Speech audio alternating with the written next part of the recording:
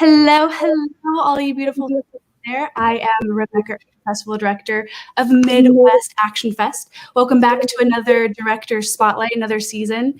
And I'm so excited to start off the season with local Indiana filmmaker Adam Gasho. He's the director of Stray Dogs. Please welcome Adam. Hello. Hello. Thanks for having me. Thank you so much for coming on. How are you? I'm doing well today. Just enjoying the weather. How about yourself? Good, doing really well. Thank you.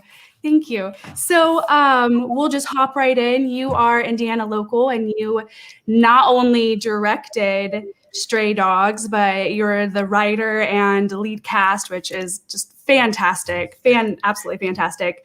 And yeah, your feature will be featuring at Midwest Action Fest.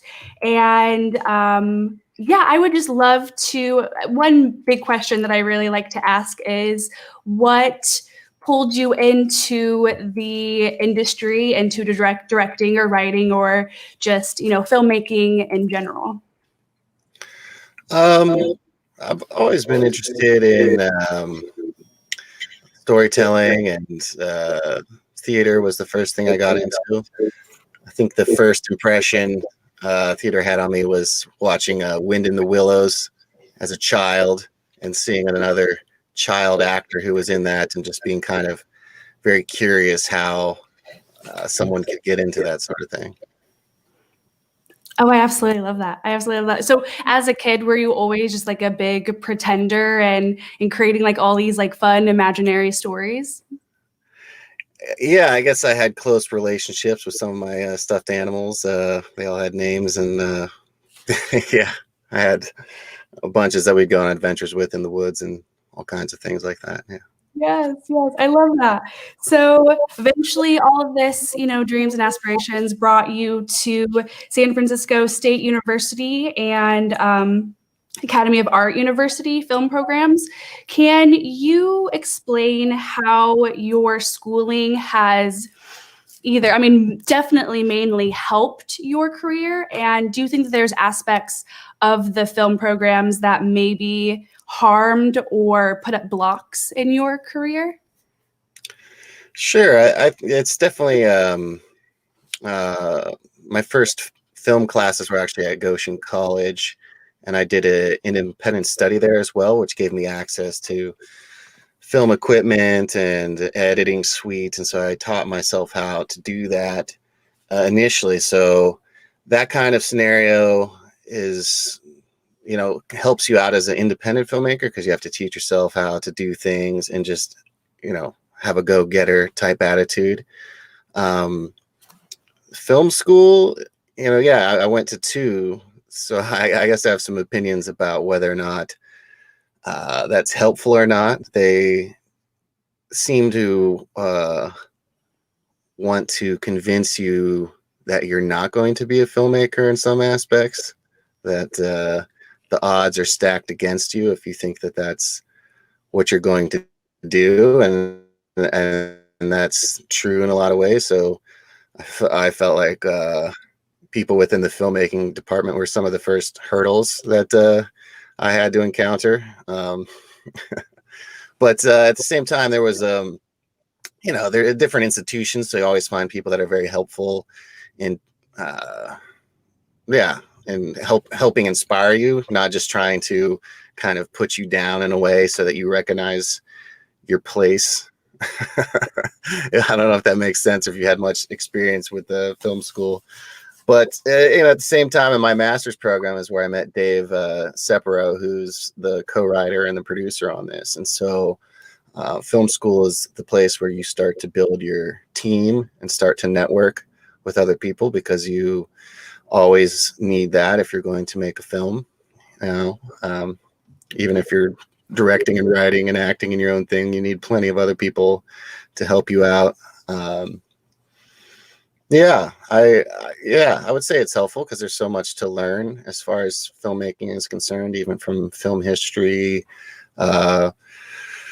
writing, all sorts of different production aspects. But if you already have a community around you, you don't necessarily need to go to film school. But I would compare it to, wanting to be in a symphony. Not many people learn how to be part of a symphony on their own. They generally have to go to some sort of school or some sort of organized group in order to train to learn how to become part of a group like that. Yes, I absolutely love that. That's a beautiful way to put it. And I love hearing, like, not only did you experience, film school, I love getting the insight of, somebody that maybe is not able to attend film school and still have that motivation and, that passion that, like, I can still do it. I have friends, let's go try it. And you can, just do it. Definitely haven't experienced the film school on my end, always had intended to, but life definitely took me in other unexpected directions. But yeah, I really love your insight. So when you wanted to get into the industry and when you started film school and all of that good stuff, was the end goal always a director or always a writer, or did you start in it in a different way? My goal is always to be a director, and that was one of the main reasons I went back to film school to get my master's, is because I realized that there was so much that I had to learn, as far as, like, how do I go about creating something that I don't hate, for one. I think that's many filmmakers' initial experiences, that they make something and it's hard to pinpoint what went wrong, because you usually have terrible acting, you have terrible, writing, and there's just, it's like, oh, what was it? Was it the bad dialogue, or was it the bad delivery of the dialogue? And trying to really figure out what's going to work as far as, visual storytelling, and how to make your projects work as a director. I love that. And it really goes back to, what you just said about, the whole orchestra. Like, you could have composed like this, what could potentially be a great song, but if you're not, if the trombones aren't coming in when they should, and the strings, aren't coming in when they should, it's just not going to work. And I, yeah, find a lot of respect in that, and wanting to know, where the issues are. And it takes a lot of, like, swallowing your pride to do that. And it's really cool, really cool. So Stray Dogs was your first feature film, correct? That's correct. Yeah. Wow. I from the moment that I started watching it, I was pulled in, because the cinematography is absolutely beautiful. The, like, color grading and just how it looks is absolutely beautiful. And the performances, again, is absolutely beautiful. Everything seems so natural. It just gets you pulled into the world right away, and everything is just so believable. And I really appreciate that. Could you take us through the process of writing and directing, and then even acting in it? Because as a director, you have so much to worry about, and all the questions are coming to you, that must have been such a rewarding and challenging experience. Yeah, could you elaborate a little bit on that? Yeah, I was into photography as a high schooler, and was the yearbook photographer, and newspaper photographer. So I have a lot of experience with cameras and whatnot. So that knowledge helped me, communicate with the cinematographer. But he was also very great in his work. But I knew what kind of lenses I wanted to use going into it. I wanted to use a lot longer lenses to help create a more intimate vibe with these characters, of being in there with them. And then also, because you're outdoors, that allows you to shoot on a longer lens.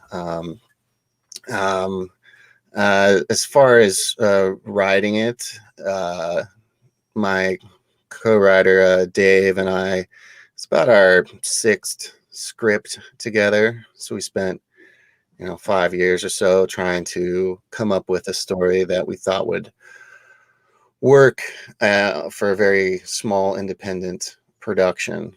And so, we finally, like, whittled it down to, like, okay, there's going to be three main characters. We're going to be out nature and woods, so we don't have to work on sets and be concerned with creating rooms that are supposed to show who the character is. We're just going to have the outdoors play a character. So that was a big choice. Having a lot of daylight filming was also a part of it, because we had written stories before that would be outdoors, but then they take place at night, and you're like, well, there's going to be all sorts of obstacles trying to light these different scenes, and so all those factors end up coming down to it. And then it's like, okay, well, I'll play one of the characters, because that will then also help make it cheaper in a way. Yeah, and then as far as the naturalistic performances, that's something that definitely evolved over time as you live with your story and your characters, and knowing that there was only going to be these 3 people that you're going to have to spend your time with. And so for my role as the villain, if I was going to be one-dimensional and just be the psycho in the woods the entire time, that is just always being sadistic or whatnot, it wasn't going to feel real, and it wasn't going to be something that we thought would be enjoyable for the audience, to be with that type of person the entire time. And then it's just also one of my sensibilities that I enjoy more naturalistic performances was the goal, and that's what I was going for. So filming outside and in the weather that you did, what was the biggest challenge that you had to face? Was there, obviously weather and, like you said, daylight that you had to fight against. But besides all of that, what was like the biggest lesson that you took from, choosing to film out in nature? Well, you definitely throw yourself to the mercy of what weather is going on that day. So that with all the weather we were having, we felt that we got lucky in a lot of ways, as far as being able to choose our days, to have things try to come together consistently. But I think one of the largest challenges was the cold. That if you're, setting up a scene and having people stand somewhere, and they're standing in cold, wet snow, and their feet are freezing, and it definitely limits the amount of time that you're going to be in that sort of environment. So your shooting days are shorter. Daylight during the winter is shorter.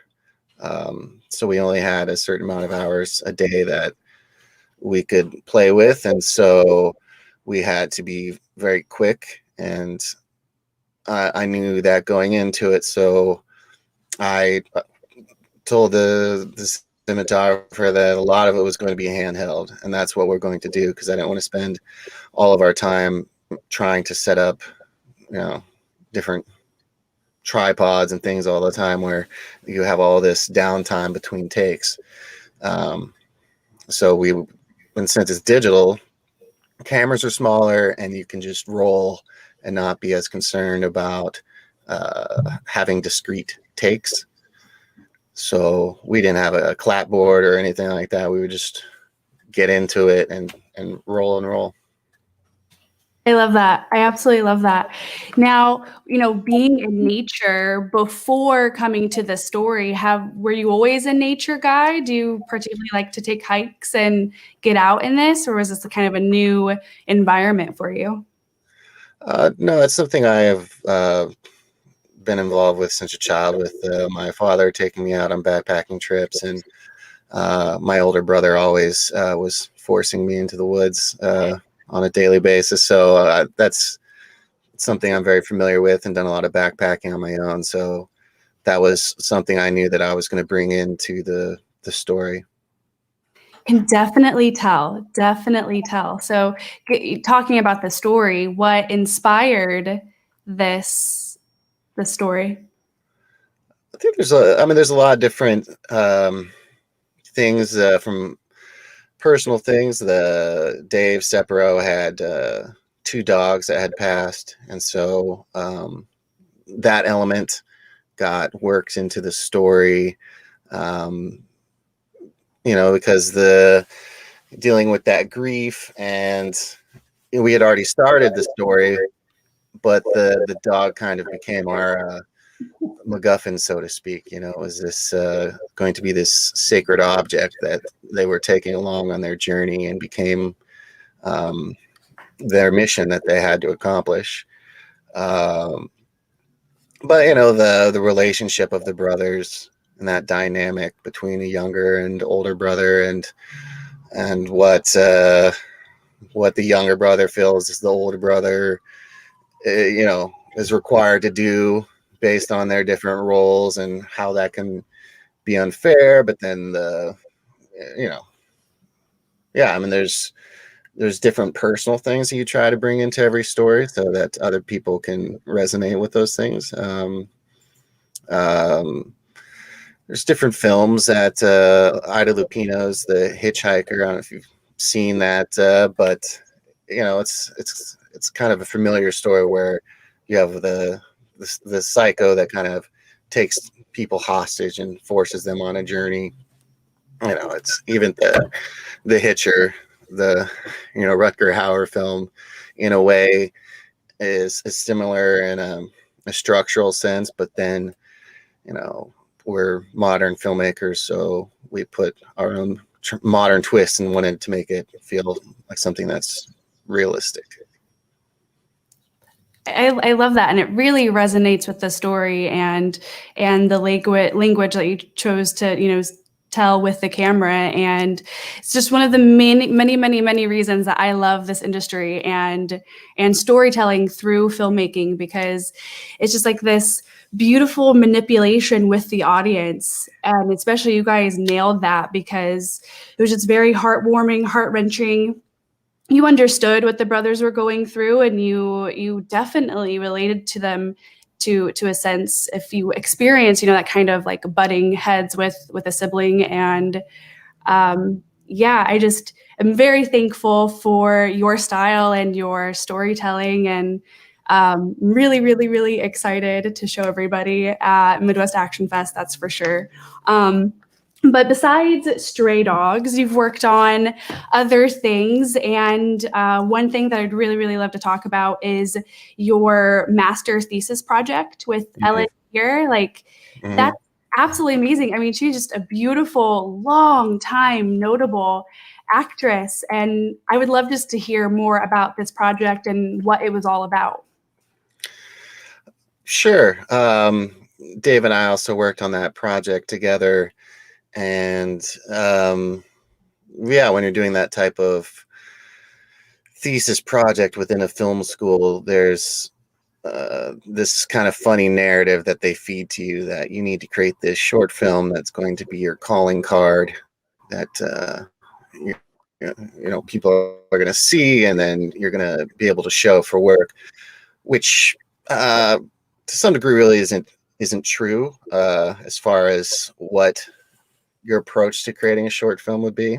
That it's work. You just need to work and create more and more short films, and that the thinking that you're going to be some kind of Cinderella story with this one short that you're going to make, and it's going to go out there and it's going to wow people.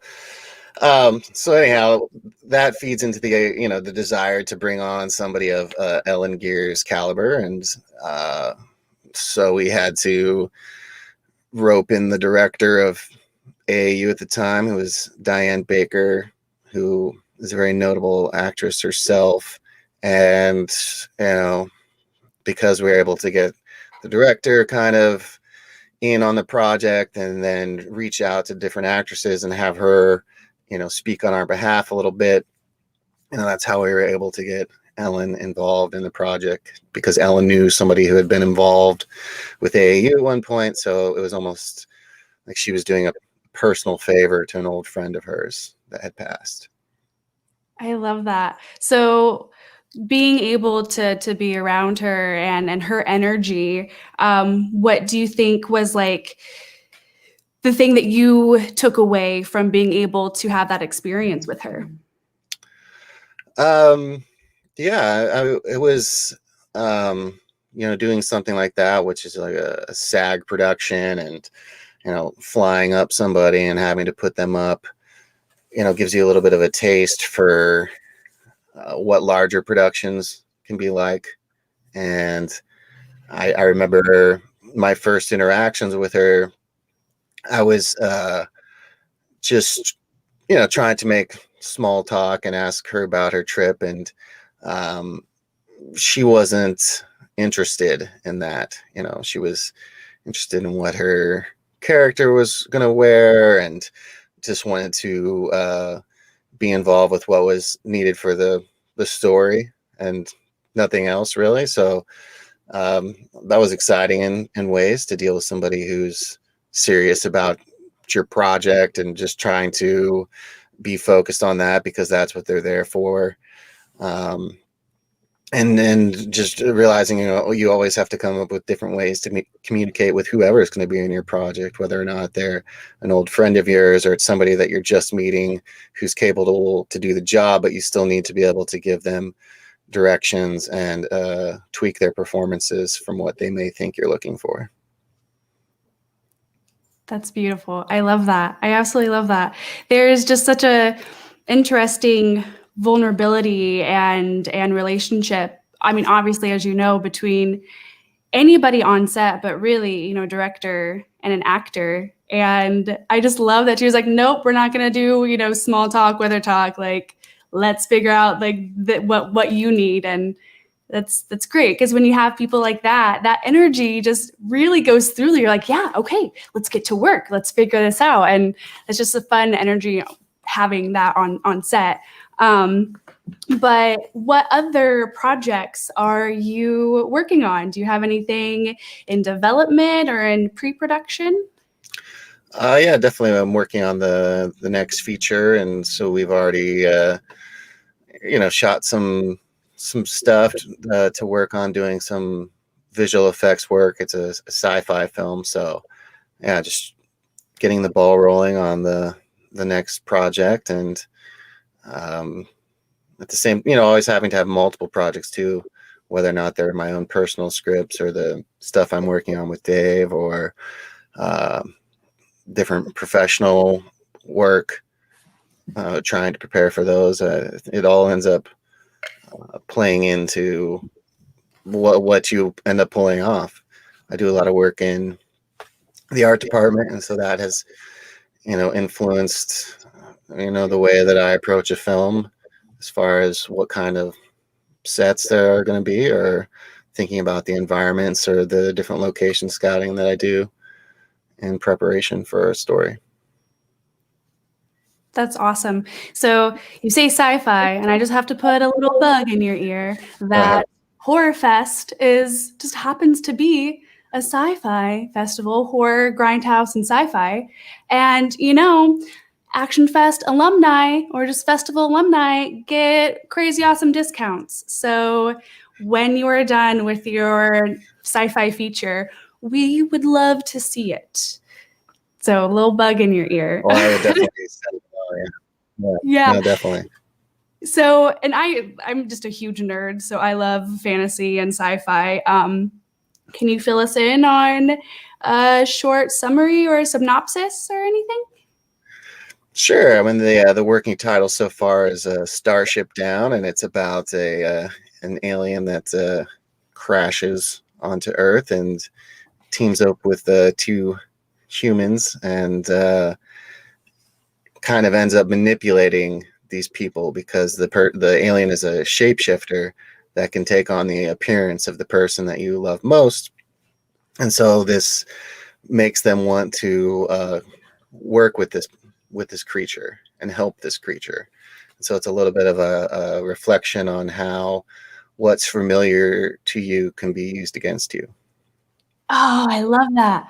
Oh, I love that so much. I am very, very much excited to see more of that and hear more of that. Um, I just love that premises. I really appreciate where there's just like a deeper meaning to things and little, and it's so subtle too, just a subtleness of that deep information of something that you hold dear can really be used against you. And one thing that we like to encourage, with our festivals is mindfulness. And I think that really encourages mindfulness and really just looking at just, human nature in general and whatnot. So I very, very much look forward to that. And what was the working title again? Starship Down. Starship Down. Starship Down. That is a good title. I absolutely love that. Nice. Yeah. Are there any questions or anything? No questions? Okay. Well, thank you so very much for taking the time to chat with me about all the stuff that you have going on. Thank you for sharing your hard work with us. I know that there's a level, I mean, I don't know if you're still at this level, but sometimes there's a level of like putting your work out there and it can be so intimidating. And I am just thankful to be able to showcase Stray Dogs and be able to meet talented people like you. So thank you again. Oh, well, thanks for having me, and definitely honored to be a part of the festival and excited to be able to see it in person on May 1st. Yes. So again, Stray Dogs is going to be showcased at this year's Midwest Action Fest. It is Saturday, May 1st, May Day, Saturday, May 1st at Merrimack Cinemas in Logansport, Indiana. You can catch Adam's feature film, Stray Dogs. It's going to be great. Going to be a good time. There's going to be vendors, entertainment, celebrities, panels. We have 28 indie films on 2 screens. So there's going to be plenty of things to do, plenty of cool people to meet. So like Adam. So yeah, again, thank you guys for coming and watching Director Spotlight. We have more coming up next week. So be sure to look on all of our social medias for those announcements. And yeah, I hope you all are doing fabulous. Always remember to call your mom, don't text and drive, all the good things, be mindful, and have a wonderful, wonderful day. Bye, guys.